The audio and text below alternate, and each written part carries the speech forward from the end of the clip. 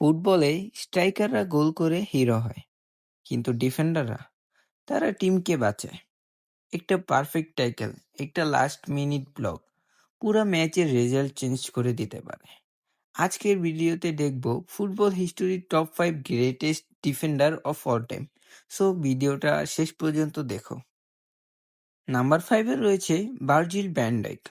Van Dijk prime টাইমে almost unstoppable ছিল। Strength, speed, positioning, complete defender package.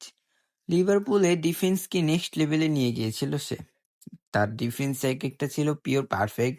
সকল বড় বড় টিম, বড় বড় প্লেয়ারদের বিপক্ষেও সে ডিফেন্ডিং করেছে এবং তাদেরকে বিট করেছে।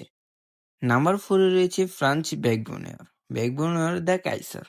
মডার্ন ফুটবলের সুইপার রোল তাকে পপুলার করার পিছনে তার হিউজ কন্ট্রিবিউশন আছে।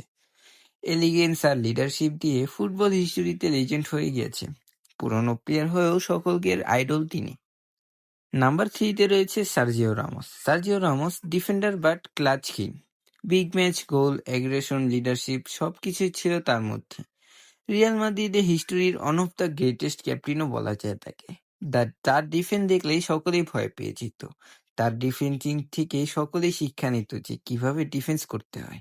নাম্বার 2-তে রয়েছে Franco Baresi. Franco Baresi defensive IQ on another level.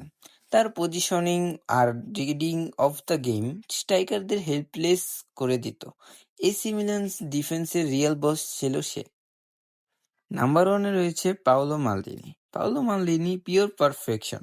25 বছর টপ লেভেল ফুটবল খেলার পরও তার consistency unstoppable. Tackle, discipline, leadership everything was world class.